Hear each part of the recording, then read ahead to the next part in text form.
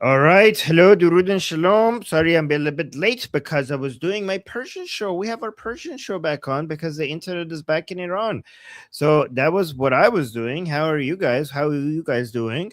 I don't know. This shouldn't be liked. Anyways, let me also change what we have here. My God, guys, I'm doing 10 hours a day of live streamings, basically 6 shows a day. Durud, let me know if you're in the chat. Let me know if you're in the chat. Oh, let me actually also change this. Okay, everything is good now. Okay, guys, how's my audio? Is everything okay? Shalom, Durud. Let me know if my audio is okay so that we could get started without any problems. That's good. All right, let me just start playing this.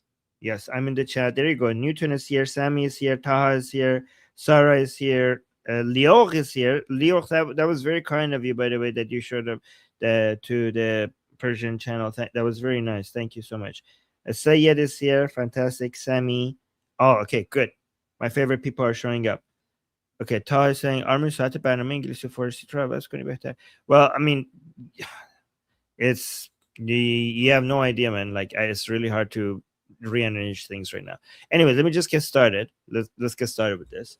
Israel is becoming increasingly unpopular as a country in the United States, to the extent that 60% of Americans now have a negative view of Israel. That would have been unthinkable 20 years ago.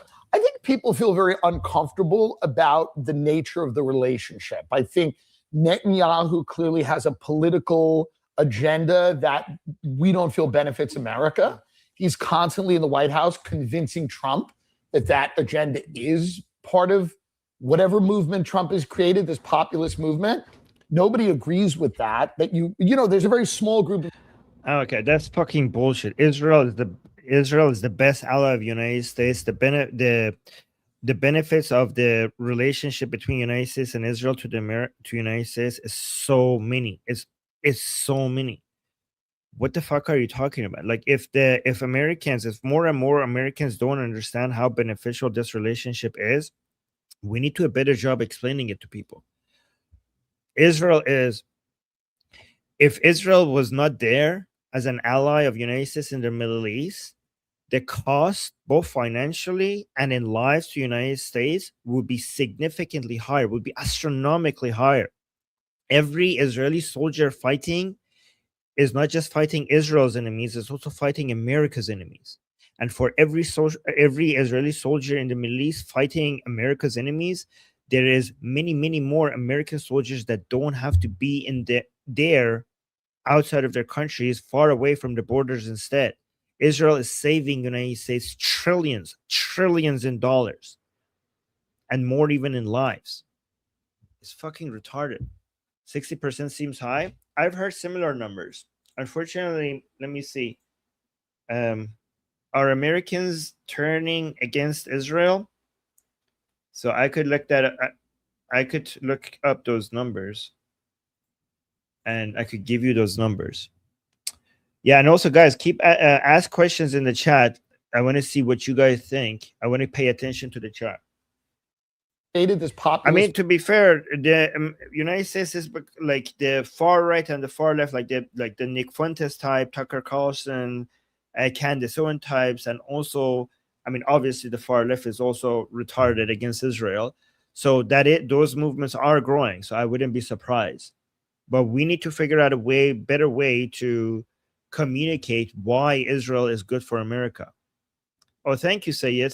Thank you for the first super chat. And Torah, thank you for counting, because the super chat counter is still not working for some goddamn reason. But Sayed is saying, thank you, Armin, for your dedication. Well, thank you, Sayed. I try. Hopefully it has some benefit here. Guys, if spread our shows and videos, like, share, do all of that, because we need to, I'm trying my best to get these messages to as many as people as possible. So you guys liking and commenting and all of that, it really does help. So thank you for that. Movement. Nobody agrees with that there's a very small group of people.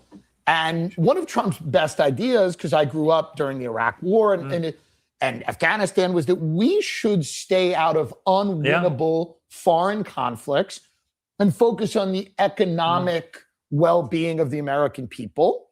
And that's been completely thrown. Okay, that's the most retarded take ever. Look at this. And also, Piers Morgan is not interrupting him because he's talking nonsense. He would interrupt him if he was saying and making good points. Every time Piers Morgan is not interrupting you is because you're basically full of shit. Look at this. Most of the time, at least. Of unwinnable foreign conflict. Afghanistan was that we should stay out of unwinnable. Just go back here. Look at this claim. People. And one of Trump's best ideas, because I grew up during the Iraq War and Afghanistan, was that we should stay out of unwinnable foreign conflicts and focus on the economic well-being of the American people. Okay, this is two reasons why this is bullshit. Okay, first of all, how could you stay out of foreign conflicts when foreign conflicts are coming for you?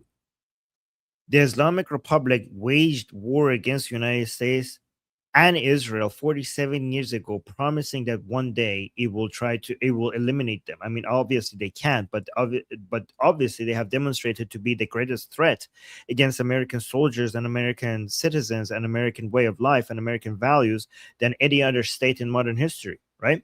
So there's that, like, stay out of conflicts.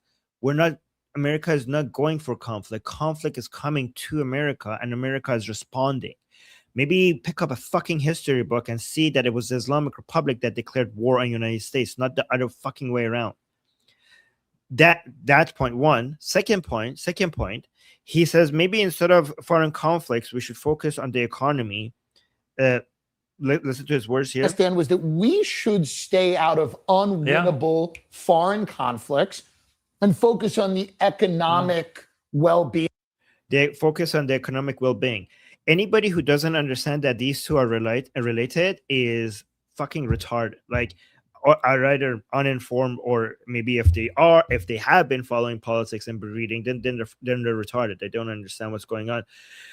One of the main factors why United States is such a powerful country economically, it's the military of United States, and the fact that the United States uses its military to bring global stability. It's America's military presence globally that is responsible for the economic prosperity of not just the United States, but also the whole world. People need to understand that before the United States became a superpower, the level of war and conflict was astronomically higher compared to what we are now used to today. I know it's hard to believe that because when you turn on the TV, you see war and conflict, and that's what the news is focusing on. But if you actually understand that this is the least level of conflict and war that we ever had by reading a history book and compare it, then you understand that the reason why we are there is because of the global presence of the U.S. military, and because the U.S. military has so much power that we have never seen any military in history be. It's like godlike powers, right? And no country even comes close. No country could even provide the services for global security at the level that United States is doing. And this is not just good for America's security, but the whole world's security. Because one thing else that people don't understand is that the global world trade that we have today, it relies on the security and stability. The global maritime trade that we have today is because of the U.S. military's presence everywhere in the world, and the fact that it fights against states like the Islamic Republic and other terrorists around the world. That global security and stability that United States military provides for international maritime trade is the reason why we have this much prosperity, this much trade, this much growth. If you care about the economy in the United States, you have to understand that if it wasn't for United States military fighting terrorists and bad states all around the world, evil states all around the world, and basically being a deterring factor against them, then everything United States would be astronomically more expensive right now. In fact, you wouldn't even have them right now. Everything that you enjoy when it comes to your current lifestyle, and because of the technology that brings that to you, you would be so many decades behind this level of economic prosperity that you are right now. We would be so many decades behind if it wasn't because of the impact of U.S. military on this economic development in the past couple of years, in the past 100 years almost, right? And people don't appreciate that. And people benefit from US military and its global presence and the fact that it's sacrificing its own money, its own taxpayer money, and its soldiers' lives for this global security that benefits not just Americans, but also everyone else in the world. Instead of being thankful and grateful to America, they constantly attack it as if it's this imperial force that is just trying to control the world without any reason. I mean, it's not imperialist because it does it by maintaining relationship with other countries, and it's in the benefit. It's in the benefit global. In fact, if anything, United States is trying to reduce its responsibility for bringing global stability, but there is basically no other country that has an army that could take up that responsibility. So United States is slowly trying to empower its allies so that they could shoulder some of that responsibility, but that takes time. That takes a lot of time, and it's hard to get there. And the fact you don't even notice that United States is already trying to do that, but nobody could pick this up. Nobody could provide these security services that the US military is providing. So it takes time to get there. Yeah, but people don't understand that these are related. Like, oh, I wish they were focusing on economy. This is focusing on the economy. This is focusing on the economy. You fucking retards. Unbelievable. All right, let's go to the super chats really quickly. Amir's gifted 5 Liberty Politics memberships. Thank you so much, Amir. Really appreciate that. Always being so kind, very supportive. And then we have Sarah. Sarah, again, thank you again for always being so supportive, giving us a super chat saying Israel is correcting the course of the Middle East and the world. Exactly. Israel is basically the wall that stands between America and her enemies. And people don't understand that. People don't appreciate that. And then we have Robert. Thank you so much for the super chat again. Robert saying, Armin, I am with you. America is with you. Keep fighting. First. Yes, you are first. We'll never forget that. And thank you. Thank you, Robert. And thank you for being with us. I really appreciate you guys being by our side. Really grateful. Thank you. And guys, don't forget to like the stream because we need more people to see this. Let me know if you understood the points that I made. And let me know if you agree with it. I want to make sure I explain these in a way that is understandable to people. Of the American people, and that's been completely thrown out the window. Which is why I don't understand this whole Iran thing from a political, never mind anything else, from the political economic aspect of this decision by Trump. And I said it from day one. There seemed to be no clear end game here. Was it regime change? Was it preventing nuclear weapon? Was it this other? But here we are. They communicated their goal many fucking times. I don't even understand. Like, are you fucking deaf? Like, do you not follow the fucking news? Like, was it this? Was it this? They have been very consistent. Like, I don't know what the fuck do you want? Like, President Trump and Marco Rubio have been very, very consistent in communicating their goals here. Like, how many times has President Trump said the goal is to make sure the Islamic Republic would never have nuclear weapons ever? That's the goal. Okay, we argue that the only way to get there is regime change, but that has been the goal. That has been the goal that has been communicated to you over and over and over again. I don't understand why you don't get that. Like, what do they have to do for you guys to understand this? And Shana, thank you so much for the super chat, Shana. Our 4th super chat of the day. Thank you. Shana is saying plenty of the elites understand they just want America to have a managed decline. Yeah, I mean they're un-American. They're not just they're anti-American. They're because America. Here's the thing, guys.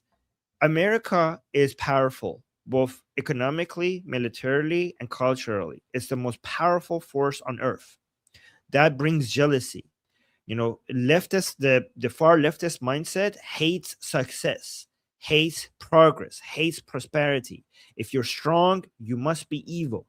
And America is strong. So it's also some jealousy, but also this mindset that people in power must be evil and governments that are powerful must be evil as well, just because they're powerful. So America is being punished for being successful because success means power, and power means that you're evil. So you have to So in the crowd, you get so many anti-Americanism just because America is successful. And because you have all of these anti-American attitudes, then it pays to be anti-American. It pays to be anti-American because it feeds into this idea that we have to be fighting the power, fight the power, right? Fight the power means fight success. Fight the power means fight prosperity, fight success. But people have that mindset that you have to fight the power, and the power is the United States. And because they have that mindset, then as a politician or as a content creator, you benefit from feeding into that bullshit. And thank you, by the way, Shauna. Thank you for the super chat. That's very kind. All right, let's continue. You know, several months into this thing now, no sign of it ending, no sign of any regime change. It's been 3 months. What the fuck? Like, guys, pick up a fucking history books. Pick up some history books. Like, look, like it takes time. Like, what are you talking about? Look at Vietnam. Look at World War II. Look at the Cold War. It took 45 fucking years for the Soviet Union to fall. And it fell, and it benefited the United States. It benefited the United States and the world. It was worth the time. It was worth the time. It's been 3 months. No sign to it. Are you fucking kidding me? Is this because of TikTok? What is this lack of ability to have like delayed gratification? Yeah, we're ongoing a war for 47 years with the Islamic Republic. And after finally taking it seriously for 3 months, you're like, oh, are we there yet? Are we there yet? Are we there yet? Like, you're acting like a fucking child. Several months into this thing now, no sign of it ending, no sign of any regime change, no sign of the people rising up. Iran suddenly discovering if they can just control the Strait of Hormuz, they can hold everyone to economic ransom. And if they pop a few rockets... What economic ransom are you fucking talking about? Oh my God, let me double check this. Brent is at 85. Month over month is down 20%. What economic ransom are you talking about? Let me see. Oh my God, look at this. S&P is up 26% year over year. What are you talking about? Do you live in this? I think, guys, I found a wormhole into a parallel universe, because I don't think Piers lives in the same universe that we do. Stop at their neighbors, they can damage their business models potentially for a very long time. And here's Trump, never more unpopular in the polls personally. The economy is really struggling from this. Cost of living is going up again when it was coming down the right way. And he's got midterms in November. And you think, none of this makes sense to me. None of it makes... Because you're retarded. That's why. None of this makes sense to you because you're... I mean, maybe you're not. I don't know. Maybe you're pretending. Because you're retarded, or because you're getting paid to act retarded. One of those things. And he's got midterms in November. And you think, none of this makes sense to me. None of it makes sense. I feel as if he thought he had to do it. And for whatever reason, people can make up their own mind. Do you think that was pressure from Netanyahu? I think it was pressure from Netanyahu. Yeah, I do. I think I would say that that's a pretty... Pressure from Netanyahu? What pressure? United States has more leverage over Israel than Israel over the United States. What are you talking about? What the fuck are you talking about? President Trump, for his entire life, has been talking about not letting the Islamic Republic become a nuclear power. That was his entire life. Is it pressure by Israel to give United States the intelligence showing that the Islamic Republic was close to becoming a nuclear weapon power? Yeah, exactly. Lies. It's the Jews. It's the Jews, obviously. Exactly. Yeah. Sarah and Nare saying it's the Jews. It's the Jews. Those Jews. Exactly. Blame the Jews. Rational way to think about it. I don't believe that Trump thought this was in America's best interest. I think Is it not in America's best interest not to let a regime with a death cult ideology that has been communicating for 47 years that it wants to dominate the world and wants to destroy the United States with intelligence, with credible intelligence that shows that it's about to go nuclear, is it not in the best interest of the United States to stop that from happening? That's a tough one. That's a tough one. Yeah, exactly. Nora is saying, if anything, maybe Trump is holding Israel back, if anything. And thank you so much, Ali. We got a super chat. We got to 5 out of 10 super chat. Thank you. And thank you, Toro, for counting. We're already halfway there. Ali is saying, hey, Armin, hey, Armin, your Iranian freedom fighters are inspiration. Love you guys. Oh, thank you, Ali.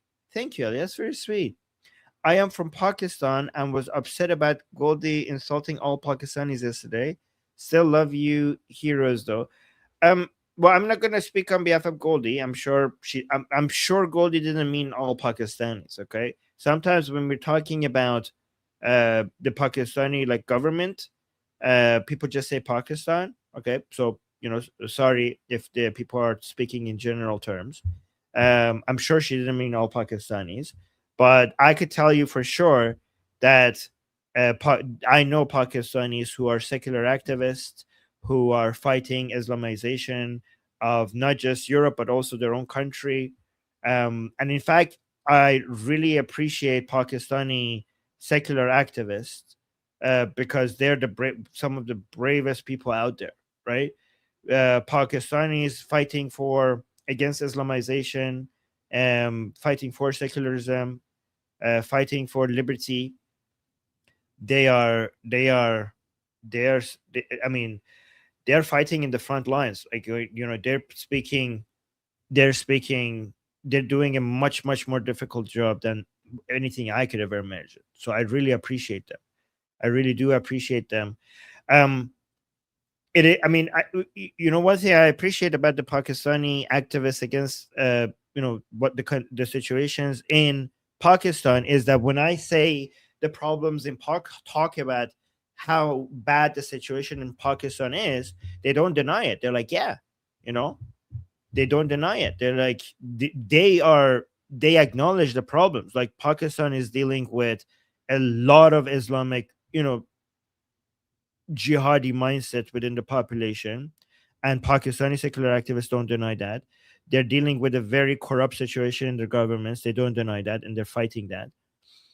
And the situations with the current inbreeding levels and blasphemy laws, and poverty, all of that are stuff that my Pakistani friends completely agree with and want to fight against. One of my greatest heroes is Harris Sultan, who's Pakistani. He's a hero of mine that I love his work and everything he does. So obviously we love Pakistanis who are fighting along our side, right? All right, let's continue.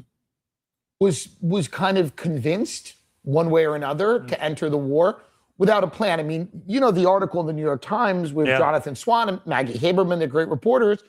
You have, the chairman of the Joint Chiefs of Staff. You have CIA. You have people going, this is not going to be easy.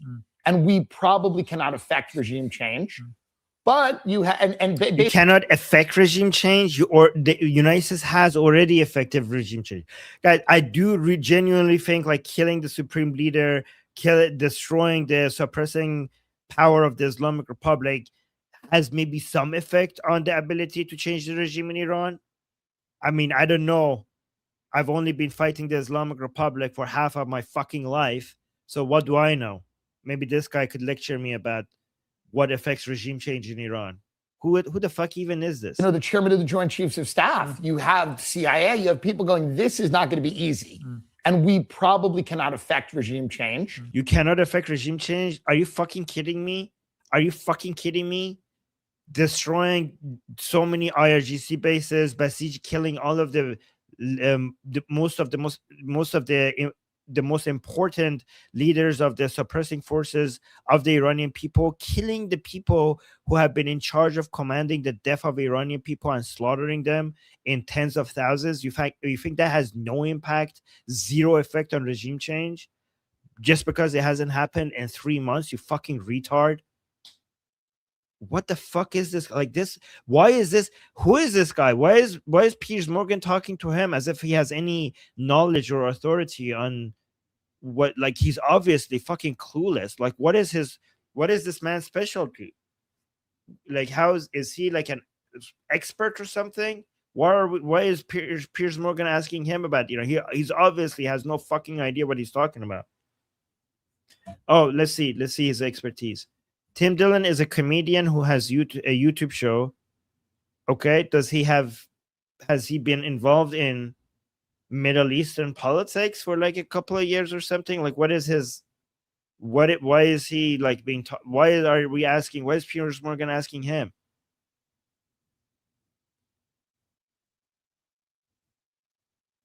He's just a comedian, that's it.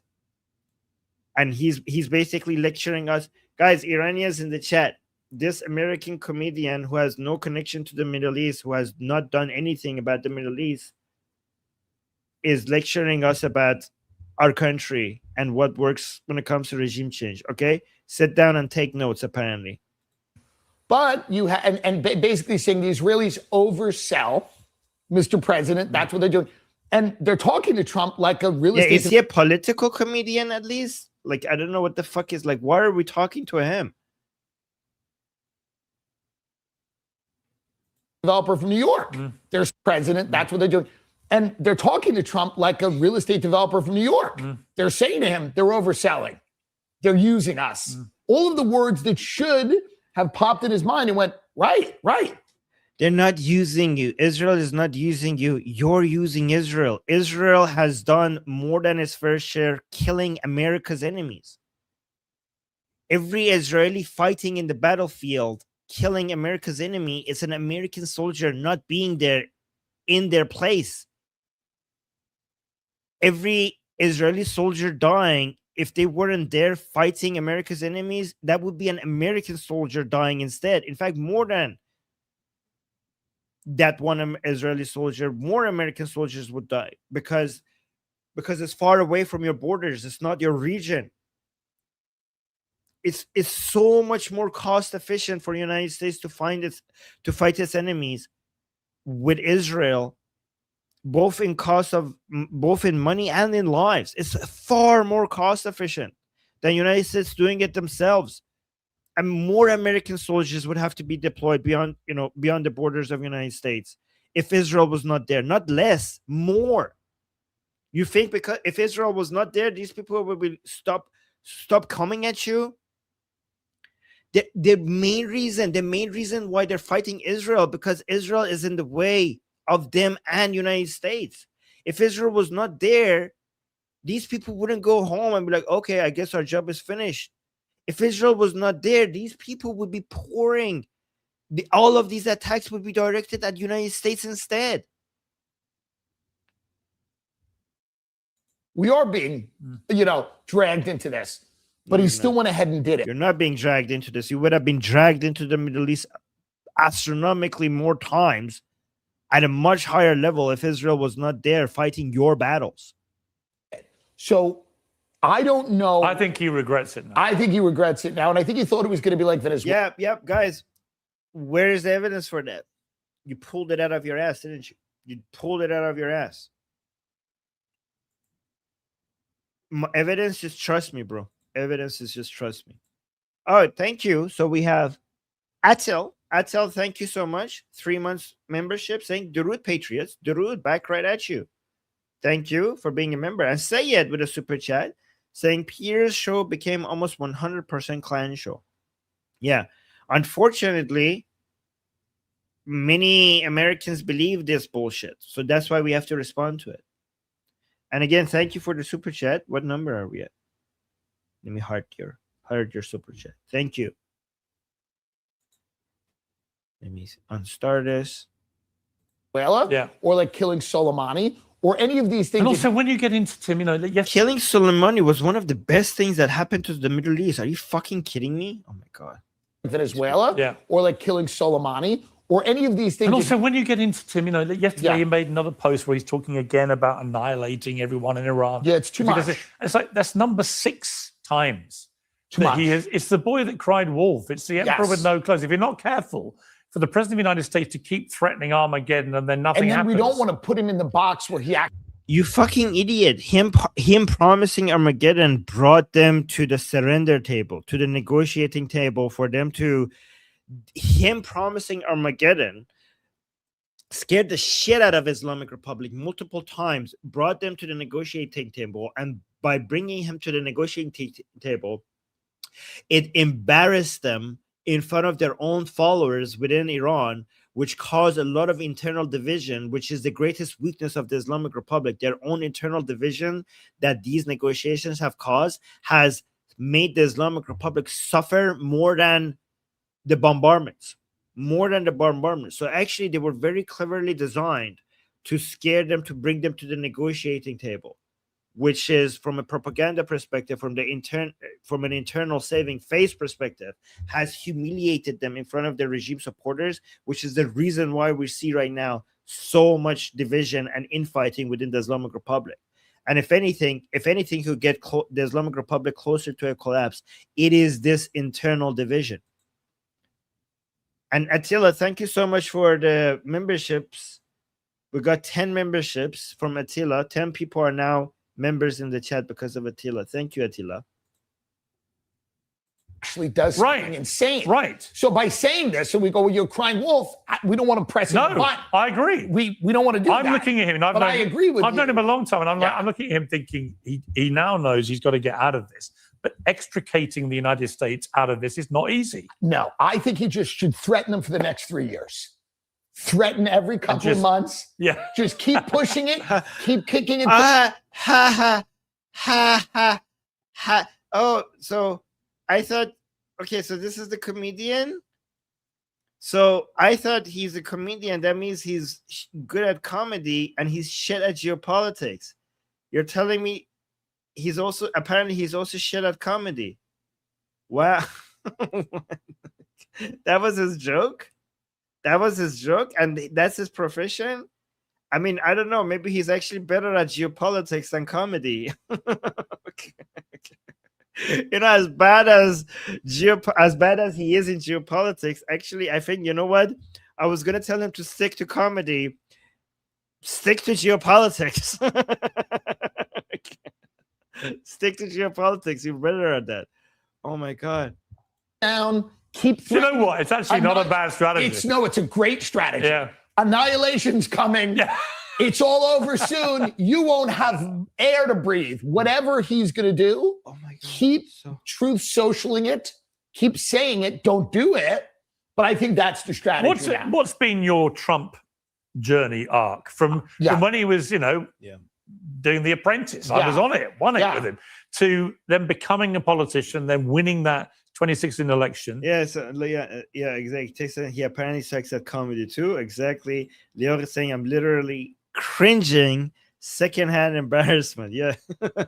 Okay. Yeah. Texas saying I've never heard of this joker. I thought I didn't hear of him because I'm not American. I'm not very familiar with American comedians, but Texas, the Americans in the chat are who's this guy?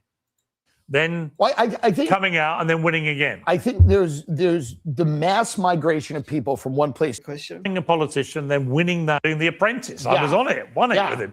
To then becoming a politician, then winning that 2016 election, then I think coming out and then winning again. I think there's the mass migration of people from one place to another is the biggest issue of our time. Whether people want to admit it or not, not everybody talks about it in an eloquent way. But it is the biggest issue of our time. How to assimilate people into an existing economic, political, cultural sphere is very difficult. Trump came out. You do that by shitting on Islam because Islam is not compatible with life. So, and you guys refuse to do that. How do we look at the question here? Look at this. But it is the biggest issue of our time. It is one of the biggest issues of our time. And what's the problem? How how to assimilate people into an existing economic, political, cultural sphere is very difficult. You do that by recognizing what it is about their culture that cannot be assimilated with your culture. And that's the part that you don't do. It needs the realization that Islam is shit. Shit has some uses. Islam is cancer. Okay, Islam is a disease. Once you realize that, then you could realize that the only way to do that is by fighting shitty Islamic values. That's the only way that you could get people who are coming. First of all, you have to reduce people to a minimum from Islamic backgrounds to come into your country, because at the rate that you're bringing them in, there's no way to even fight Islam. Even if you fight Islam, you're bringing so many Muslims in that there's no way that you could get them to assimilate. Once you get the numbers to a minimum, then you could work on assimilating them by recognizing what the shitty values are that you need to be fighting against. But you can't even admit where the problem is. So when you don't admit what the problem is, you can't even begin to address it and fight back against it. Oh, thank you, Casey. We got another super chat. Casey saying he is Piers' gay friend. Oh, and that's okay. But why did he invite him? I'm sure. Why did he invite him to talk about geopolitics? And thank you, Casey, for the super chat. I don't understand. Why is this? Why are we listening to this fucker on geopolitics in the Middle East? And thank you. And then we have Stephen. Stephen is saying Javid Shah. Here's the first super chat. So Stephen, you're actually, I think you got us to the finish line. The super chat counter is not working, and we have Torah counting. You're getting us close to finish line. We're at 8 now, and thank you so much for the super chat. But the counter is not working. Sorry about that, guys. How do I get this counter to start working again? I don't know why it's broken. YouTube, but Amir is counting for us, so we're at 8. I appreciate that. Trump came out and talked about that issue, and again, in a way that we're 2 away for our goal for this stream. Is very difficult. Trump came out and talked about that issue, and again, in a way that offended a lot of people and drove a lot of people crazy. It's a big issue in the UK. Farage is about to potentially win with this issue, right? So he came out, and to me, it was very... Yeah, remember, guys? You remember, guys, that they say he would never be able to win this? Like, there were, like, these same people were always arguing that there's no chance he will even come close to winning. And now they're like, oh, my God, he's going to potentially win. He's about to potentially win with this issue, right? So he came out, and to me, it was very interesting because the working class in the United States, and I think the working class here, feels like they've fallen behind tremendously. Yeah. And if you look at cities like London and New York, a lot of people are buying. The working class feels like they're falling behind. I mean, look at the unemployment rate and look at the wages that they give in United States. Like, you literally can't find a better place to be a worker than in United States, and it constantly gets better. Like, I don't understand. People think that they're falling behind. They're not falling behind. Every year is getting better and better every goddamn year. And the only areas where we have affordability issue is the parts where we have too much government involvement with housing, with medicine, and education. Guys, everything is getting better in the United States. Income, employment, even affordability is getting better in the United States, okay? The only areas where affordability is getting worse and worse and worse, consistently, not just like some years, is healthcare, education, and housing. And those are the exact areas where we have too much government involvement. You want to fix affordability? You don't fix affordability by becoming an isolationist and stopping America's military in providing security globally. That's not how you bring affordability. You get affordability by letting the private market do its job. You get the government out of healthcare, education, and housing. That's how you increase affordability. But I don't know. Yeah, exactly. Texas saying the U.S. economy is going gangbusters. Exactly. I mean, have you seen the U.S. economy recently?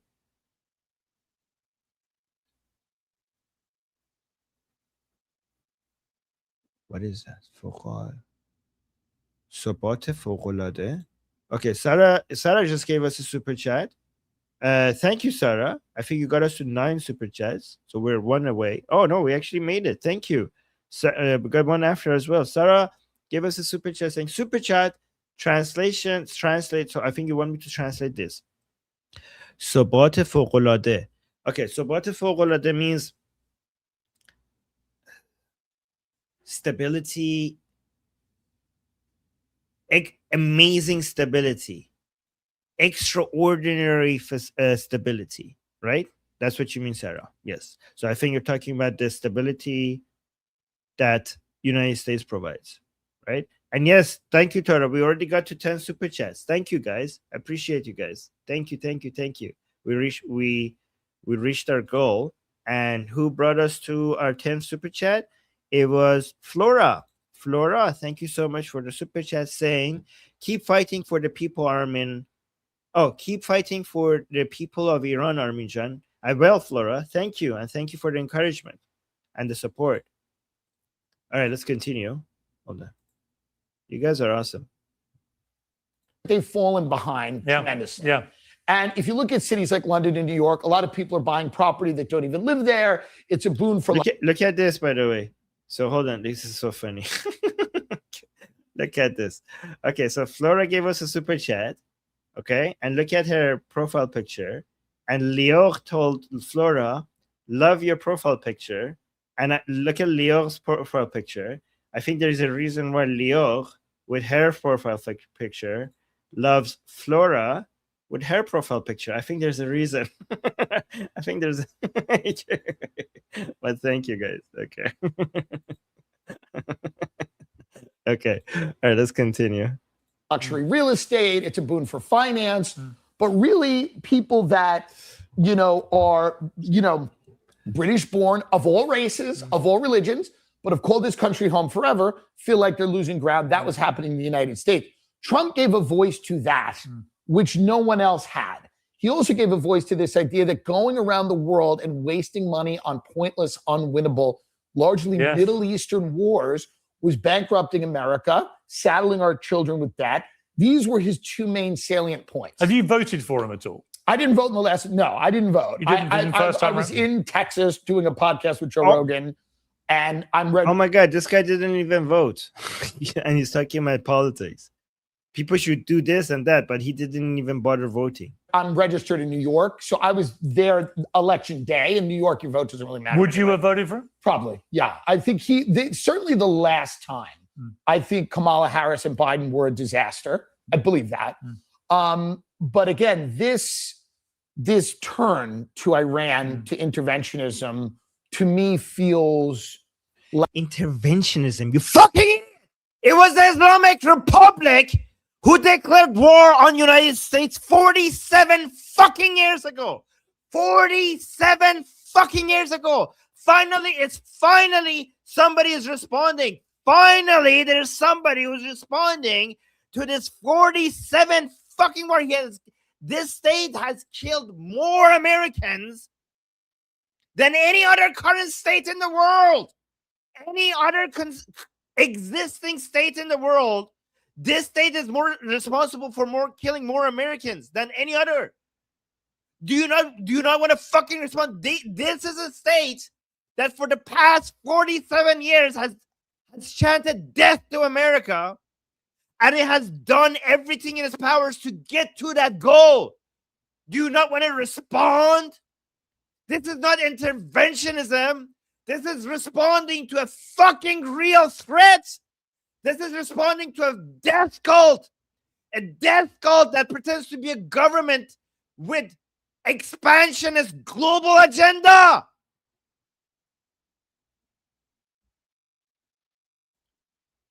Fucking idiots! How is this so hard to get? Like the biggest betrayal of a political movement I've ever seen in my life. And it's really interesting to me how it split the conservative right pretty well down the middle. Yeah. Where you now have people lining up, whacking each other in a way that, again, would have seemed unthinkable a few years ago. What do you think is going on there? Is it the Israel issue? Well, that's pulling a them big apart? part of it, but I also think it's preparation for the inevitability of what comes next. Of life after Trump. Life after Trump. And a lot of people feel Vance is not a viable candidate and he won't win. Ooh. So obviously you look at a guy like Joe Kent who resigned. Yeah, does that mean Rubio? Does that mean Rubio is going to be president? Guys, who do you think is going to be the next president of the United States? Oh, Ta is saying, Armin, calm down. That is impossible. How? I like it. I like not the cup income. Oh, Lord. Javid is saying, who is this guy? Absolutely nobody. But he's absolutely nobody. But look at this. This show got 1.2 million views. So this is the effect of Piers Morgan. This absolute nobody, it got 1.2 million views. That's why we have to respond to this shit. Oh, you guys think it's going to be JD Vance? Oh, we got another super chat. Thank you, Attila. Attila saying there is a history YouTube channel that, in my opinion, in my humble opinion, successfully argues that most of the commies, social leaders, were unemployed, unsuccessful people who hated their own people. Dangerous state of mind. And I mean, I wouldn't be surprised if that's true. And thank you, Attila. Thank you for the super chat. There's a bit of jealousy required to be a communist. Do you guys agree? Do you guys agree? There's a bit of jealousy behind communism. Unless you're making money from pushing. So there's mostly two types of communists.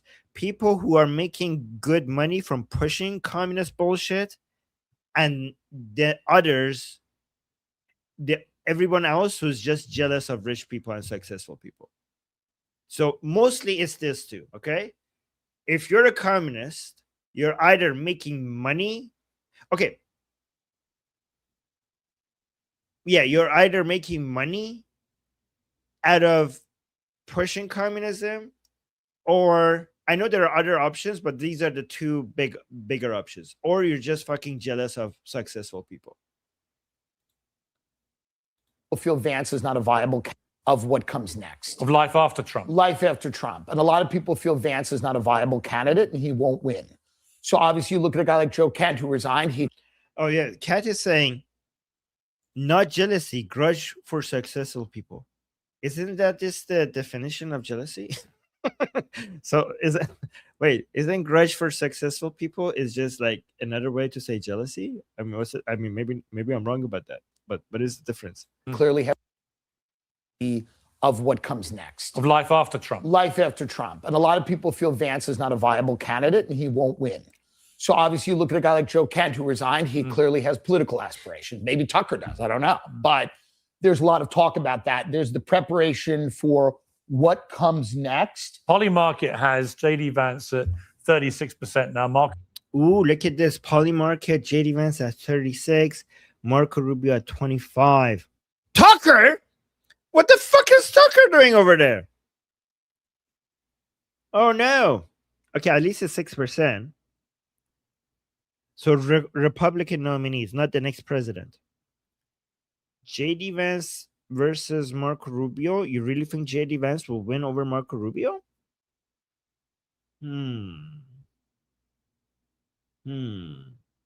I could tell you that Iranian people would prefer Marco Rubio, but by a huge, with a huge margin. You know, Iranian people love Iranian among American politicians. I think nobody gets a higher score than Marco Rubio among Iranian people. And I could also tell you that many Iranian people, I'm not saying if this is good or bad, but many Iranian people, they don't like JD Vance. Many Iranian people don't like JD Vance, but they love Marco Rubio. It takes a saying, I can tell you that the betting markets are not scientific. Of course, they're betting. They're a betting market.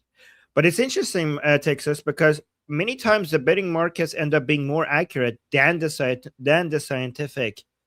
Not always. I mean, many times they get it wrong. But on average, there was a study showed that the betting markets are getting it more correct than the scientific method. At least at the time, like obviously, if it changes, goes up and down. Because you get more data. Yeah, see, Sarah saying Marco really impressed me.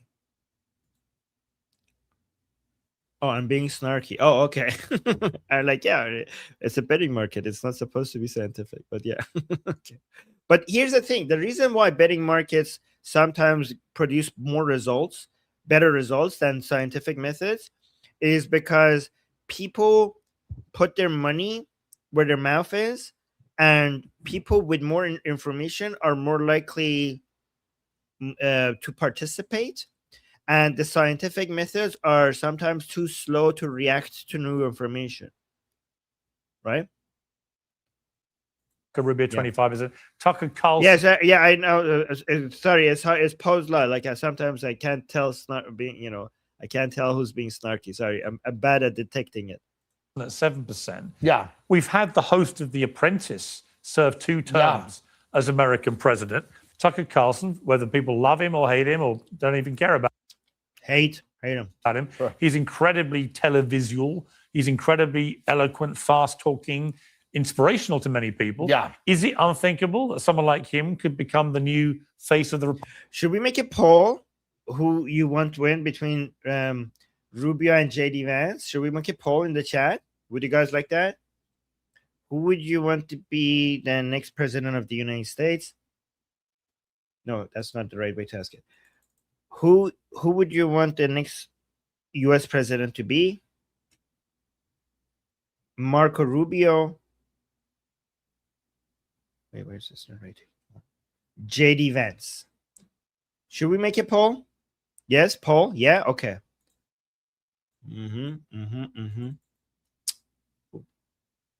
Okay, poll incoming.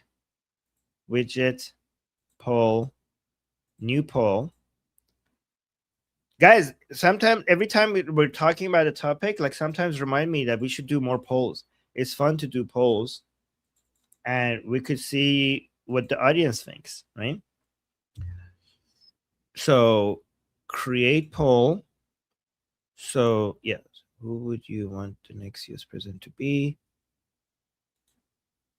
Okay, so you could put a 1 in the chat to vote for Marco Rubio, and you could put a 2 in the chat to vote for JD Vance. Okay, so let's listen to this while we see the polls. Oh my God, everyone's putting 1. Oh, there's a 2. Republican Party? Certainly not. I don't think it's unthinkable. I think it would really depend on if the country was going to give any Republican a shot after this.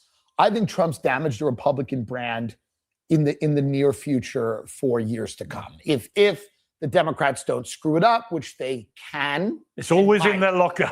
It's always they can always screw it up. And I don't see the thing is, I keep saying to people, I don't see who the new Clinton, Obama, that kind of left of center, appealing, charismatic, smart, politically savvy person exists, where is that person on the Democrats? They need to not pop their head up, because if they pop their head up right now, they're going to get attacked for whatever reason for the next 2 years. They need to stay wisely quiet up until the moment when they have to announce. Because the thing there's a few of those people. There's guys like Andy Bashir, who's the governor of Kentucky, which is kind of a red state. He's a Democratic guy.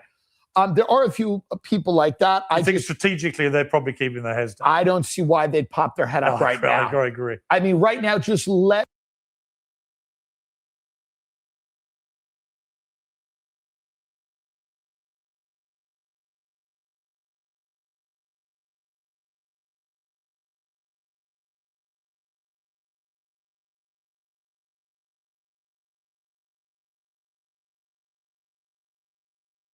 Oh, sorry. I was saying I was surprised. Okay, sorry. I'm saying I was surprised that Javid is putting a 2 in the chat, because Javid is gets upset with the sometimes in America where some politicians are not as eager to do military, showing like aggressive military uh, response to the Islamic Republic. So I would have guessed that Javid would just focus on Marco Rubio. So I'm surprised. It's interesting.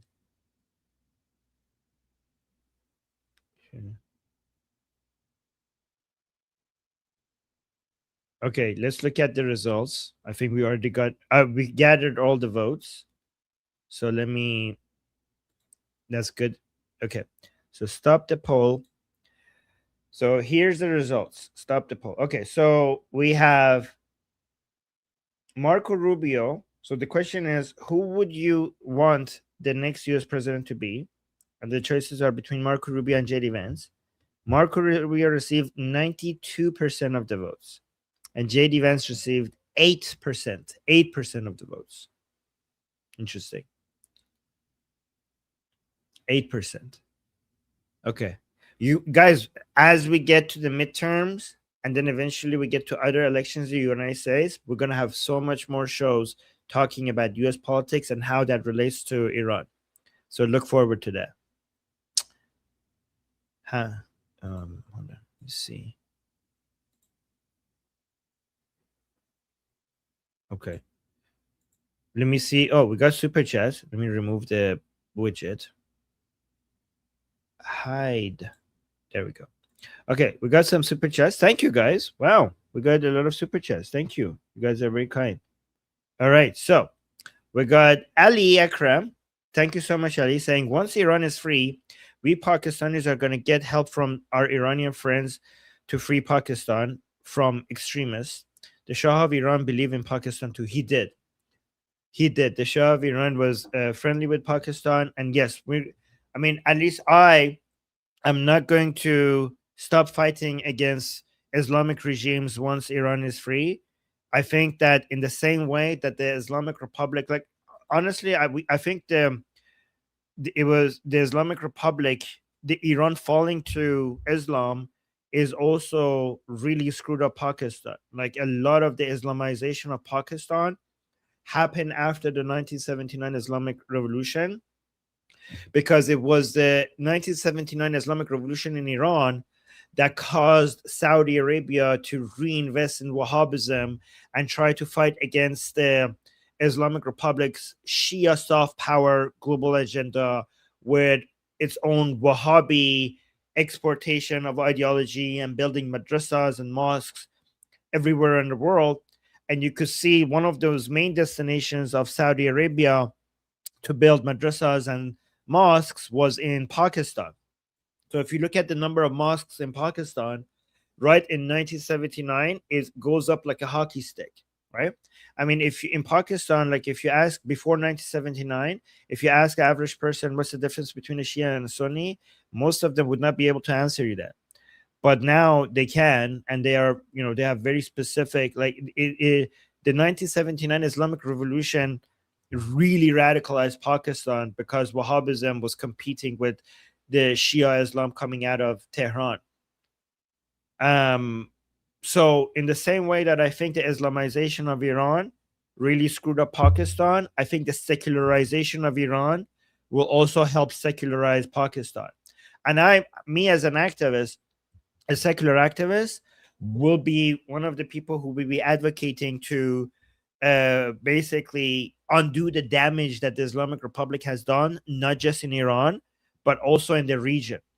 We need to make Iran, if once Iran is free, we need to make Iran a base of operations for secular activism for the entire region. And I would be very interested in motivating and advocating for that. So we're looking at Pakistan and Afghanistan as our next targets for secularization once Iran is free, because it's also Iran's neighbor, and the instability in Pakistan hurts Iran as well. So I think we need to work on freeing Pakistan after Iran. Yeah, Sammy is saying, I think Pakistan is too far gone. No place is too far gone. You know what you know where was too far gone? Nazi Germany. Look at Germany after the fall of Nazi Germany. You know, imperialist Japan seemed too far gone for its time. Look at Japan now. You know, guys, not all batshit crazy ideas are Islamic. I could tell you, like, the ideology in Japan during their imperialist time is fucking batshit crazy. Like, it could compete with Islam. I kid you not. Just go look at what they believed in and how fucking radical the Japanese were during World War II. Honestly, it has nothing short of Islam. It was fucking insane. It was fucking insane. And those people at that time were crazy. Like, they were insane crazy. And they had their own death cult. And look at what happened. If you look at imperialist Japan, you're like, yeah, okay, these fuckers are beyond hope. But look at Japan now. Look at Japan now, right? So don't give up on anywhere. We have to keep fighting for the whole world. And thank you, Ali, for the super chat. Attila, thank you so much for the super chat. Saying wait, did I read the whole thing? Did I read the whole super chat in full? I think I did. Oh, yeah, I did. Yeah, I did. Thank you. Okay. Attila, let's go to Attila now. Attila saying, on the flip side, I grew up Catholic. I became atheist because of the rampant hypocrisy and shaming. I can understand why one would hate Western conservative ideologies. Yeah, I mean, as an atheist, I could understand that as well. Wait, I would understand why Western conservative. No, okay. So here's the thing. Conservative. I wouldn't say conservative, okay, because I think it's mislabeling. I understand why, as an atheist, I understand why some people would be against religion, because I'm against religion. But I think we shouldn't be against conservatism, because conservatism does not necessarily mean religion. And also, I'm against all religions. However, I don't see other religions as big of a threat as Islam is. So I'm picking my battles and I'm focusing on Islam. And even though I disagree with other religions, we need right now in the Islam is such a big threat to global security that atheists, Christians, Jews, and Hindus, even if we disagree with each other, we need to put our differences aside and focus on battling the main threats to global security, which is Islam, communism, the woke left, and the woke right. And we could have those disagreements, but our focus should be on the main threat, right? But I'm not going to stop being against other religions. I just don't want to fight it because we have bigger threats against us, right? But however, even if I was against other religions, I wouldn't label them as conservatism, because I think conservatism makes sense without religion. And I think, progressivism also makes sense, but not what the term progressives have been hijacked by woke leftists. But I think both conservatism and progressivism make sense depending on what we're talking about. Because I don't think you need to be completely conservative or completely progressive. I think every time you're thinking about being conservative or being progressive, you need to look at what we're talking about. Because I think there are things that have been working because they are the right way to do things, and you need to conserve them because they're proven models and they're proven methods, and you shouldn't be progressing out of it because you don't have anything better, and it makes sense to conserve it. And there are things that we can figure out a better way to do things. Like, there are methods and values and beliefs that we have that are outdated, and we could progress out of them and find new ways.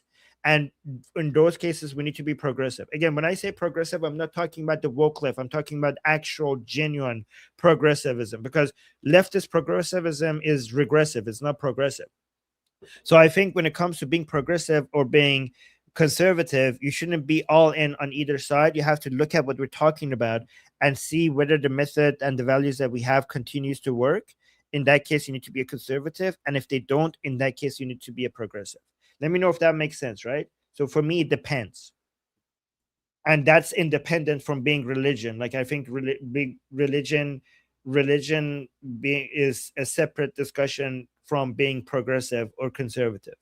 Does that make sense, guys? Like, what do you think about my? Yeah. I don't think left right makes. I don't think the left right division makes any sense. I don't think the conservative progressive like categorization makes any sense. To me, the only categorization that makes sense is liberal, illiberal. And I mean liberal in the classical liberal perspective, right? So you could be on the right and be liberal, meaning that you support traditional conservative classical liberal values, right? Or you could be on the right and be illiberal, like meaning like Tucker Carlson, Nick Fuentes, we could be racist or a bigot or something. So I don't care if you're on the right. I care that you are liberal or illiberal while being on the right. And you could be a leftist and be liberal or illiberal, right? So if you're a leftist and you're illiberal, you're probably a communist or have socialist leanings, or you're one of those woke people, right? And if you are on the left and you're liberal, so that was illiberal, but if you're on the left and you're liberal, you probably believe in free markets and capitalism, but you also believe in equal rights and protecting minorities from harm, right? From a classical liberal perspective, rather than a woke, privileged intersectionality perspective. But I respect liberal positions both on the right and the left. Liberal not meaning leftist. Liberal again meaning Enlightenment values, classical liberal values. So that's how I see it: liberal versus illiberal.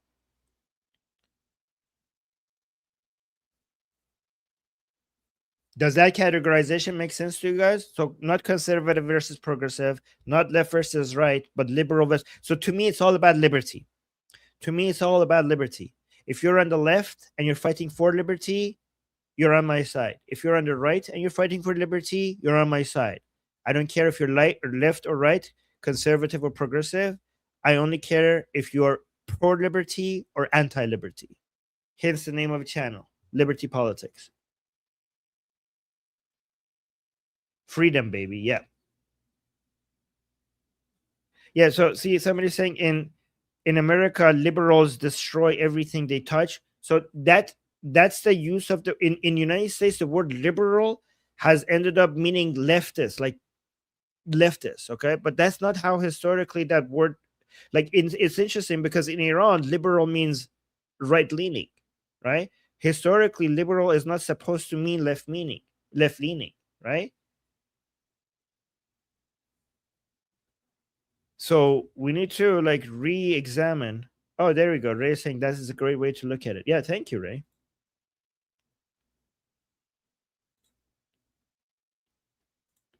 Okay, channel saying JD has more appeal, meme savvy. Marco is practical. Okay, yep. Well, from an Iranian perspective, Marco is more interested in being aggressive against the Islamic Republic than JD Vance. So me as an Iranian, that's the main thing that we see. I understand Americans with their own internal politics have different priorities, and that's completely obviously understandable, right?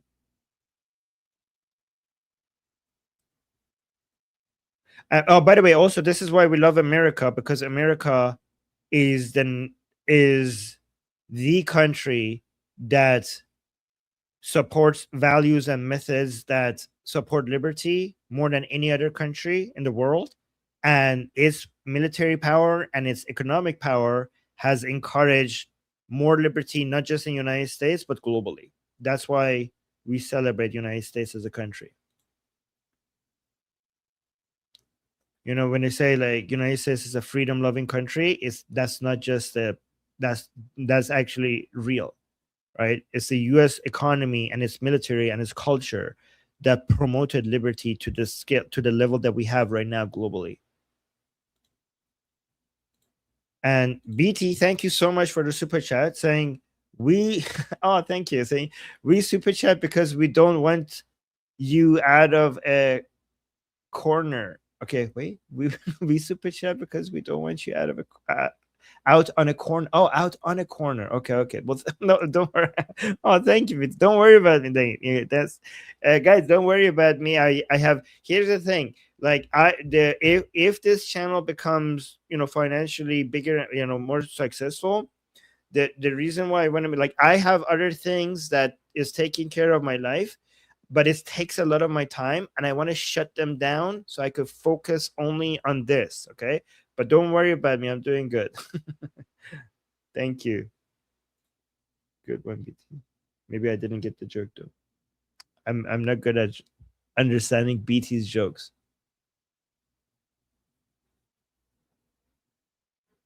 All right, and then we got another super chat from Ali. Ali saying, before 1979, Pakistan had a mixed Persian leader called Yahya Khan who loved drinking alcohol. Okay. Well, I don't recommend that, but it's interesting. I didn't know that. So guys, I don't drink alcohol, and a lot of people think it's the hidden Muslim in me. Okay, but I have to remind them that I do eat pork.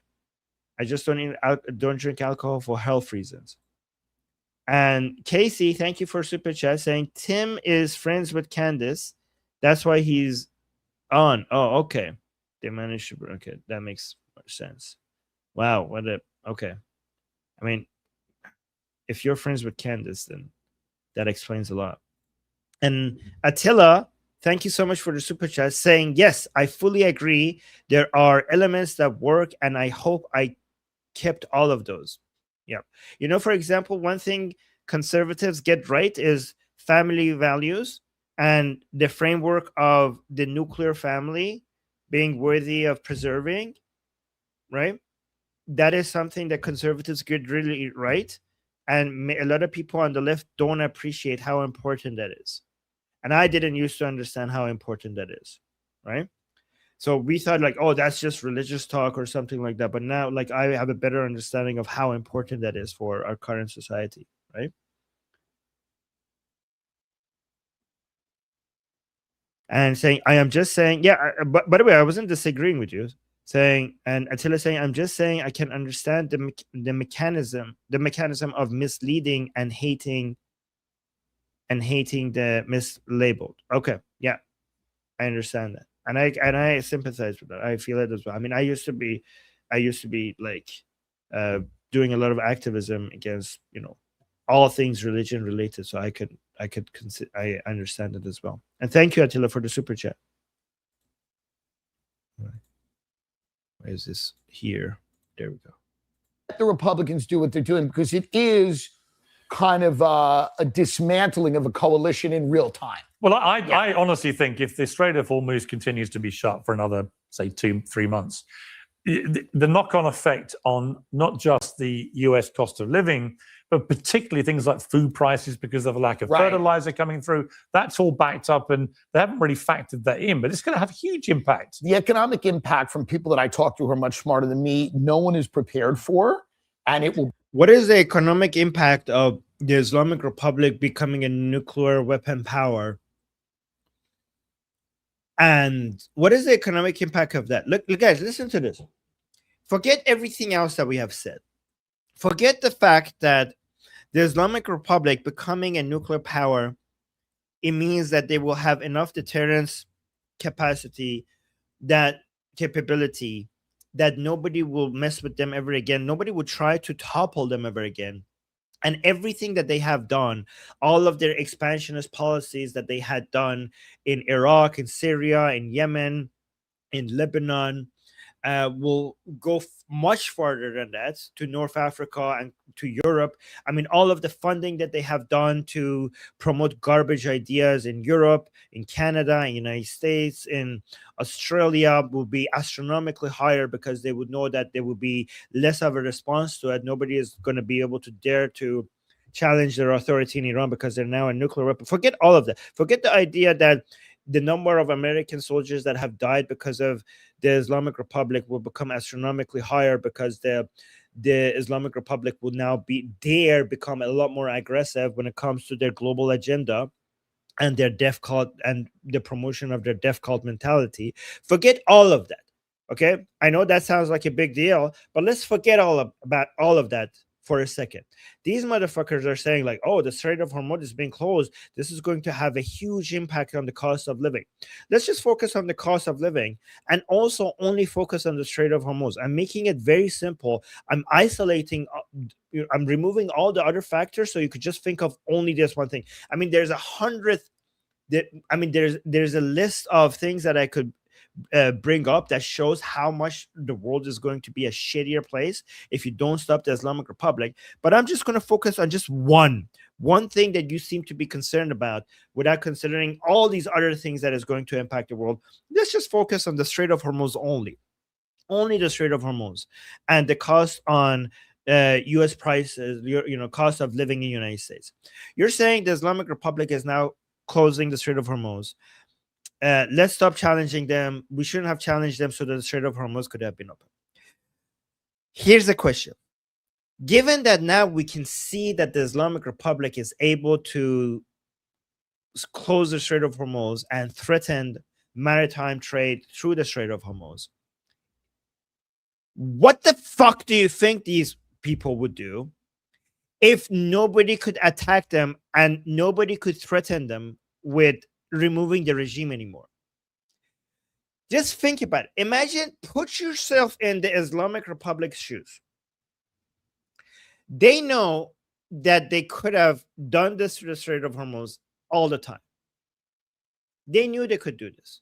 Why haven't they done this so far?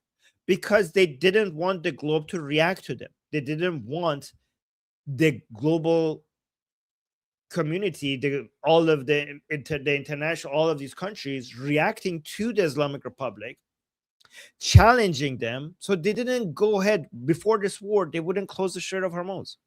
What the fuck do you think they're going to do once they know that the world will not be able to challenge their authority anymore because they have nuclear weapons? Wouldn't you, if you were the Islamic Republic, then as soon as you understand that you have enough ballistic missiles and nuclear power for the world to stay the fuck out of your business, wouldn't you then be like, we're going to close the Strait of Hormuz and there's nothing you could do about it and everybody needs to pay us this much toll? I mean, I've maybe 3 times the toll that they're asking right now if they want to go through the Strait of Hormuz. Wouldn't you close the Strait of Hormuz if you were the Islamic Republic once you have a nuclear weapon? Have you considered that?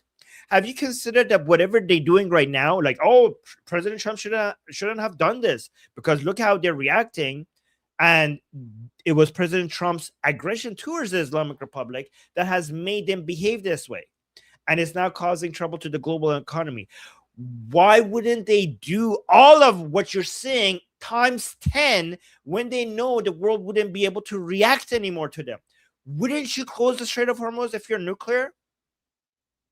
Have you considered that? Have you considered this for 5 fucking minutes to understand that if President Trump's aggression against the Islamic Republic has made them do this, close the Strait of Hormuz, then this is exactly the behavior that they would have, a lot more, in fact, 10 times more of that once they know there's nothing that the world could do against them? Have you considered that? What do you think that would do to the cost of living in the United States? Have you considered that for half a fucking minute? Did you guys understand what I just said? Because this was important to understand. I need you guys to understand this so you could explain it to other people.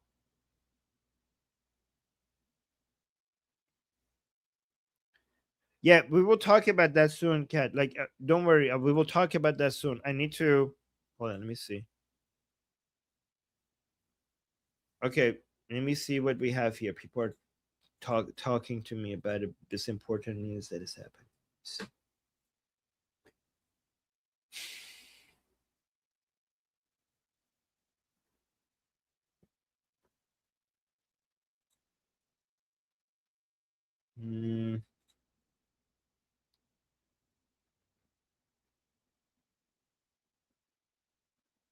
Yeah, it's not going as...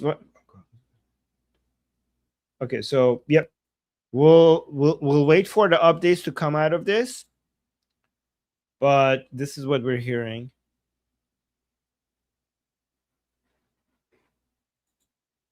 Yeah, it would be better if we let them talk about it and get the information coming out of it after. So we will jump to that. Okay, you guys understand. Okay, don't worry, Kat. I think if we jump to it right now, we wouldn't be able to tell what's happening. It's better for people to take segments out of it and then we focus on it after. Thank you, Kat. Yeah, thank you. So, Kevin, thank you so much for buying a membership gift for people in the chat. Thank you. Always here, always supporting the chat. Very helpful, very supportive, Kevin. Thank you so much. And Sammy with a super chat saying, what do you think about... Wait, hold on. I need to see the faces.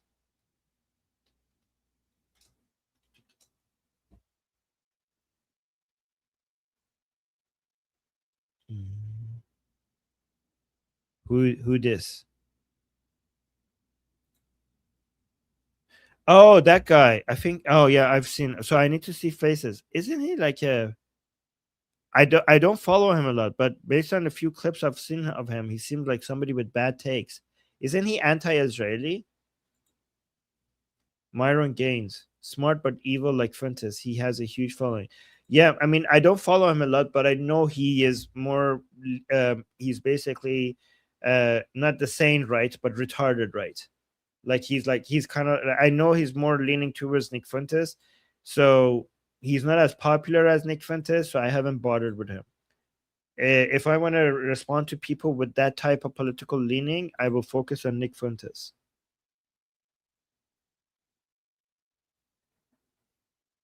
Right.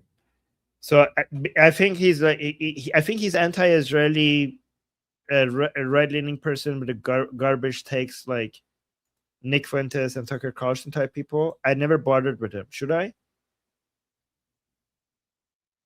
Yeah, Nick Fuentes is bigger than him. So if you want to challenge people with shit ideas like that, we'll just focus on Nick Fuentes, I guess. But yeah, I forgot. Yeah, I see it. When I saw his face, I remembered who he is.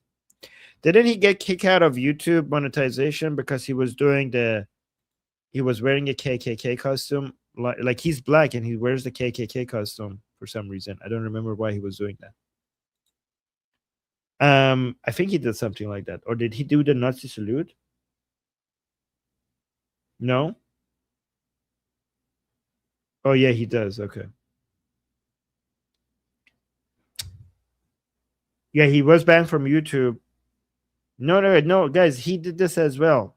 I know he did. Myron Gaines either did wore the KKK costume or did the Nazi salute, and he got kicked out of YouTube monetization. And he's black, by the way, so it's interesting that he did that. I mean, I don't know why. So, and then we got another super chat from BT saying the corner prostituting. Okay, equals prostituting. Oh, okay, now I get the joke. Trump cap meeting live. Oh, thank you, BT. Yeah, I saw Kat was talking about that. Wait, so you're trying to stop me from prostituting? Okay, well, thank you for helping. Oh my god. Thank you, BT. You're such help. Thank you. Oh my god. Wow. Okay, thank you, BT. Thank you for the support. All right, let's continue with this. Be global in nature and it will be catastrophic. So I don't think Americans are prepared for that. I agree. We talked about that this week. Could you imagine voting Democrat if the right candidate came out? Absolutely. Really? Absolutely. Have you done before? Yeah, I voted for Bush once and Obama once. Right. I've been similar in this country. It seems to be with Trump going into Iran, no matter who you vote for, you do seem to get a lot of the same foreign and economic policy in my country. You do seem to get... I mean, you're not an economic expert. You're not a foreign policy expert. You're not even a good comedian. Why are we listening to you? Why is this show getting 1.6 million views? Why are people tuning in to listen to this person that has no fucking clue what he's talking about? Military intervention abroad, and then kind of the tech and the financial sector dominating the domestic political agenda, no matter who's in there. It's not the financial industry. It's basically every industry that gets to be successful gets is financial industry gets to control. Every industry or every person that gets successful gets to use that money to promote the policies that they want. It's called being an American and being free to support who you want. And and actually, that's a good feature. That's a good thing to have. A lot of people are against lobbying. I'm for lobbying. I have an unpopular view, by the way, because what do you think? I'm for lobbying. I love democracy, but I think democracy is not enough. I think you want the industries and the people who make more money to have more influence over politics. So democracy, the ballot box has an equalization effect, but we have the power of the ballot and the power of the wallet. Okay, the power of the wallet is free speech. If I have $15 extra and I want to support my favorite politicians, you can't stop me. You shouldn't be able to stop me. Okay, it's my money. If I could use $15 to buy an ad supporting my favorite politician, that's a good thing that I get to do that. So if I have $15 and I get to do that, I should be able to do that if I have $15 million as well, right?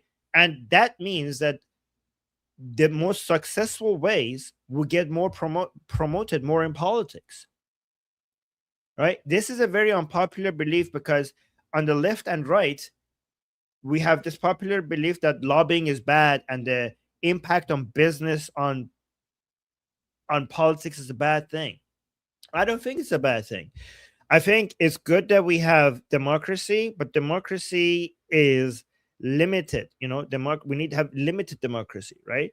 We need to also have the adjustment of the democracy has an equalizing effect, but we need that to be adjusted with some extra influence by industries and people who manage to be successful enough to make more money because their methods and their beliefs and their views have proven to work for prosperity in that country. What do you guys think? That's a very unpopular belief, by the way. I think democracy needs the adjustment of lobbying to promote success in society because leaders of industries and people who are making money, they think longer term than the average person. So the average person just makes a quick decision like, oh, prices going up, therefore whoever politician's in charge is probably bad. But businesses and, you know, they have data, they are making more longer term decisions, and whatever is good for their profit is good for society. Okay, I think profits is a good thing. I think if you have industries that are making more profit, basically that means more jobs, that means better services at higher quality and a lower price. That means more prosperity.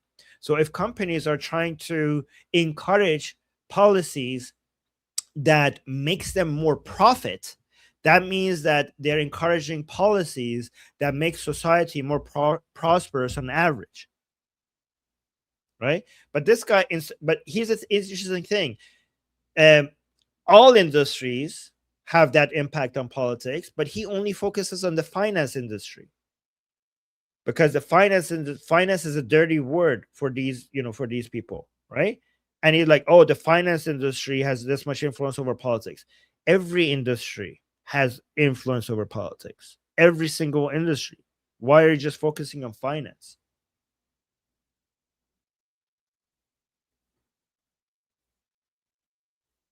So, Racing, are you talking about giving them decisions related to the economy or everything? Anything. They could come and basically have meeting with politicians that they donate to and educate them about what's good for their industry and what policies they support. They could run ads on politicians that they think that is better for their businesses. They could spend their money and run ads for politicians that are better for their businesses. Everything. Yeah, exactly. Dirty words, finance, Zionism, capitalism. Yeah, actually, finance being a dirty word is partly, not all, but partly because of Jewish people being successful in finance. Economic policy in my country. You do seem to get military intervention abroad and then kind of the tech and the financial sector dominating the domestic political agenda. But what do you guys think about that? What do you guys think about my view that money in politics and lobbying is not a bad thing, and actually it improves democracy. It doesn't hurt democracy, it improves democracy. On average, I think people who are supporting politicians based on data and what's good for the bottom line, they have a lot more information and they're thinking more long term than the average person. Yeah, BT saying we're great lawyers too. Yeah, I mean, yeah, almost everything except sports. I'm gonna keep saying that, by the way. I don't know if it's true, but I'm gonna keep saying it. Yeah, exactly. Texas is saying lobby can improve democracy. Perfect. Okay, Texas agrees with me. It needs transparency. Yes, I do believe that. It does need transparency. No matter who, military intervention abroad, and then kind of the tech and the financial sector dominating the domestic political agenda, no matter who's in there. And that's why all these tech CEOs are clustered around him in China. These are the same people that were with Biden and Harris, and censoring their websites to limit conservative speech when they were in. So they obviously view themselves as the actual government, and whoever the president is like a guy giving them a tour. They might be half right. That's fucking bullshit. This is the conspiracy. Like, oh, shadow state from behind the scene. Ooh. Just say it. Just say it. It's the Jews. Finance is just finance people. Sometimes it's just basically another way to say Jews. And sometimes Jewish people say that. He might be a Jew. I don't know. But yeah, this whole, shadowy people from behind the, curtains, pulling the strings and being the real government. That has evolved from this Jewish trope, that anti-Semitic Jewish trope that people have. I think they're more than half right. You said a great line. You said the Democrats will win the midterms if they stop being insufferable CUNTs. Yes, they just have to. It's in their nature. It's very hard for them, and I understand that. It's difficult. I liken it to a fight with your parents. My parents are divorced, but they would fight. And I don't want to make it a gender thing, but the fight would over, and then my mother would come in and go, and your family's a bunch of drunks. That's what they do. They come in after they've won, and they somehow wrestle defeat from the drunk. But also, I think they've got to somehow completely unattach themselves to the woke ideology. 100%. Because there are so many people like me, but I'm thinking about Bill Maher and Joe Rogan. I think probably you and many, many others who, could easily be persuaded to, some are Democrats, but some could be, I can sit on the fence either way. I've voted for both sides. But I could never vote for any party that signed up, for example, to the farce of trans athletes in women's sport. Totally. Simple things. Well, you keep pretending that you are more sane than other people, because you don't think like men shouldn't be competing in women's sports and stuff like that. You say that. And congratulations in not being, biological men not competing in women's sports. Congratulations, I guess, in not being an absolute fucking retard. But it's not, you don't deserve a cookie, because you basically sound exactly like the woke left for not recognizing the cancer that Islam is. So yeah, you don't deserve any guys. I know we have bakers in the chat making cookies for people when they get obvious things right, but no cookies for Piers. Okay, you're like, people who are biologically have an advantage over women shouldn't be allowed in sports competing with women with their disadvantages to competing against somebody who was born like a man. He thinks like he's wise for figuring that out. He keeps bragging about it, like, oh, I'm the sane left. You're not sane. You think Islam, you don't think there's any problem with Islam. So yeah, no, nothing for you. Oh, you guys want cookies? You could pass cookies around among yourselves, just nothing for Piers. People are saying, oh, yeah, okay. Thank you so much for the super chat. I'm saying, can we watch Real Comedian next time? I don't know. This guy sucks. Why did this get 1.6 million views? Tell me that. 1.6 million views. Like, what? Who's liking this? I don't know. Where you're just denying basic science or biology. When you tribalize a society to the point where it's the opposite of civilization. Right. civilization is a process by which people build coalitions based on shared values. The opposite of that is retreating into tribes and then eventually killing each other. Yes. So we're kind of regressing. You mean like Islam? That's Islam. We're going back to, I read a book about this, and we're going back 2,000 years to when actual tribes would venture out, see people who looked or sounded different to them, and thought the only way to deal with it was to kill them. That's right. I mean, that's You fucking idiot. First of all, being tribal is not something that was in our past. Being tribal is part of human nature. It's in our DNA, and you can't get rid of it, okay? You can't wish it away. And anybody who pretends not to be tribal, they're tribal, okay? So the way you deal with tribalism is our innate desire. Like, guys, trying to get rid of tribalism is basically as delusional as communists trying to get rid of greed. Okay, you can't fight against human nature. You just manage it in a productive direction. Greed is bad if it's used for evil. Greed is just basically ambition.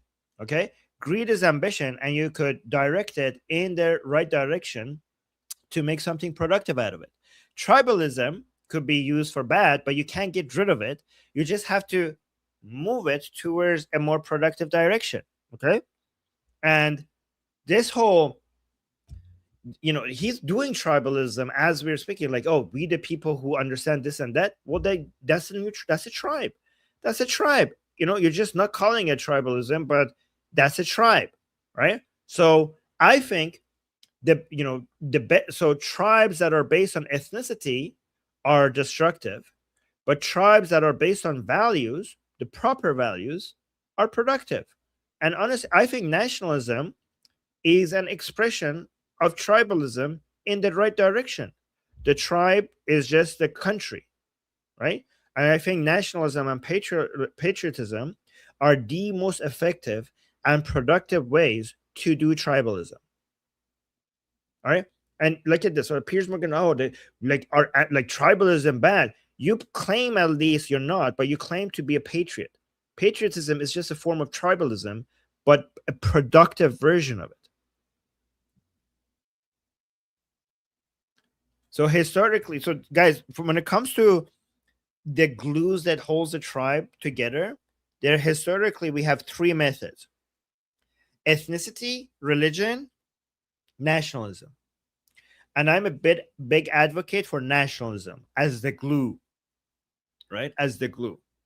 And when it comes to religion, I don't mind if we use the religion that was ancient to a land, because you can't just create nationalism willy-nilly out of thin air, right? You need to have history, you need to have traditions, you need to have rituals, you need to have a genesis story. And historically, a lot of that genesis story and the symbols and the rituals and traditions was in a religious form. So even though I believe in nationalism as a better glue to hold the society together more than both religion and ethnicity, as an atheist, I do think that it's productive to keep the symbols, like of Zoroastrianism, for example, in Iran, or like Judaism, for example, in Israel, whatever the religions they are, the symbols, the rituals, the traditions, as a way to express your patriotism, as the symbols of your nation, as the history and the legends and the epics of your stories of your ancestors, as a way to have an emotional bond with your other compatriots, right? So using it symbolically and respecting and appreciating the tradition, I think for the sake of nationalism, I don't mind that, right? But between these three glues, ethnicity, religion, and nationalism, I think nationalism is the superior glue to hold the tribe together, hold the society together. That's what I think. Yeah, exactly. See, Ray is saying being an atheist doesn't mean you eliminate religions, but rather that you are free to choose the best things from each of them. Yeah, I mean, I'm thinking mostly in the form of symbols and rituals and traditions. If it's part of your history, then as an atheist, you get to enjoy it. You don't have to believe in it to be able to enjoy it. You might not believe in Judaism, but if Judaism is part of the history and the legends and the rituals of your country, then you get to enjoy it as an atheist Jew, as the history and the symbols of your country. If you're an atheist Iranian, you don't need to believe in Zoroastrianism to appreciate Zoroastrian symbols and traditions and rituals and legends as part of the way to express your love for your land. Oh, and thank you, Shauna, to give us a super chat. Shauna, thank you so much. Shauna saying it's also not always true. There was plenty of trade between ancient tribes. We know this because of archaeology and genetics. Exactly. People think tribalism, that means that you're against the other tribes. You know, tribalism means that your priority is your tribe, but you might have a good relationship and productive interest with working with other tribes. So people think tribalism only means that you love your tribe and hate everyone else. Tribalism could mean that you love your tribe more than anyone else, but you cooperate and work, and you might even have friendly relationship with other tribes. In the same way that we grew up being told that nationalism, for example, makes you love your country and hate other countries. That's fucking bullshit. And now we can see this global movement of patriots globally uniting with each other and fighting the forces against patriotism. So the greatest forces against patriotism right now are Islam and communism, right? And this threat is so global that you can see patriots all around the world are working with each other globally against this global threat.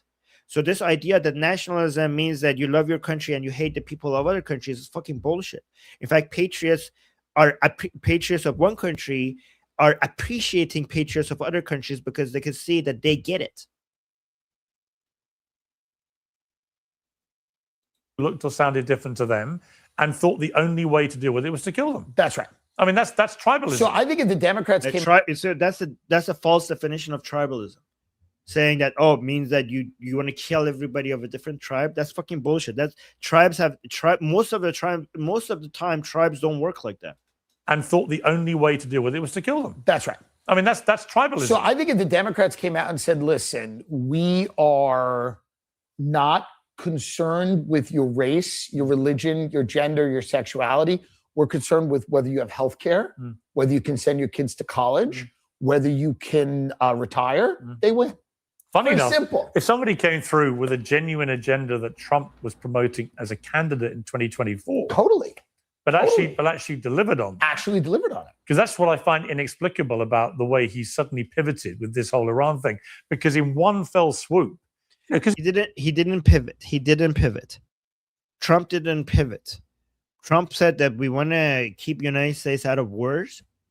And United States was in war with the Islamic Republic before Trump got into office. And the way to keep United States out of war, one of them is to end the wars that they're already in. And the only way to end United States war with the Islamic Republic that they were already in is to end the Islamic Republic. He got off to a cracking start, shutting the border down pretty well completely to illegal immigrants. Sarah is asking what I'm eating. I'm just eating some fruits. I don't know what these fruits are, but just some fruits.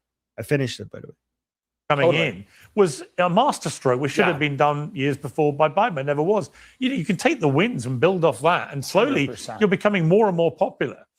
And he's got people around him, I think, who've sucked him into this. Well, there's the donor class. It's the donor class. It's the Jews. You gotta get the Jews. It's the Jewish influence.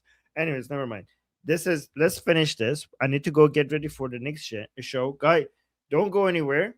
So we're gonna go live in 15 minutes. So please come back here because we need to help grow this channel. Okay. Please come back in the next show, which we're going to be focusing on Iran.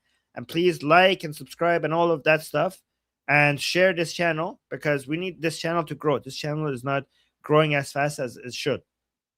And yeah, let me see. And guys, thank you so much. You guys have been very supportive. I think we discussed some really deep topics today. right? Like these idiots were basically spewing a lot of bullshit, but we use their shit takes to discuss a lot of political philosophy in a deep level. I kind of enjoyed it today. Like we went over at least 5 or 6 different political topics in a deep way, using these idiots as an excuse, right? I enjoyed it. I hope you guys enjoyed it as well. Oh, what's somebody saying army for president? Okay, oh, thank you guys. All right. Okay, guys, we're almost at 100,000, by the way. So let's get to 100,000 for this channel, okay? Oh my God, look at this thing. Armin, you are so right. Well, thank you. I appreciate that. Yes, Texas thing. Subscribe to this channel, people. Yes, subscribe. All right, guys. I'm going to go get ready for the next show. This is my second show of the day. The next show is going to be 3. I'm doing 6 shows a day, 10 hours of live streaming. 10 hours of live streaming. So let's go for number 3. All right. So see you guys in about 10 minutes. Same channel. Love you guys. And Amazra Chai, Slava Ukrainia, Long live America, Javisha, Payandera. See you guys soon.